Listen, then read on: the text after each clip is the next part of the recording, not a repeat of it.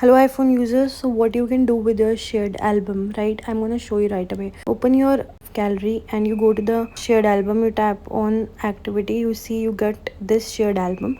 Now you tap on the three dots, you can add photos from here, or if you go back on the main gallery area and you see the shared album, the album here, you hold it and you tap on add photos. From here also you can do that, right? So now I'm showing you, you select the photo, you tap on the blue tick on the right hand side upper corner. You also can add comments to it before just uploading it, right? And you can add as many photos as you can if the owners allow you to do, right? And you have to just post it and you can just wait for it to be posted and see it is here in the list, in the album basically, and you see there are how many items are there. You can just copy it, you can share it, you can download it. Also you can see the number of participants when you tap on the three dots. You see how many people has the album, right? How many people have the album, right? See you next video. Tada. And delete it.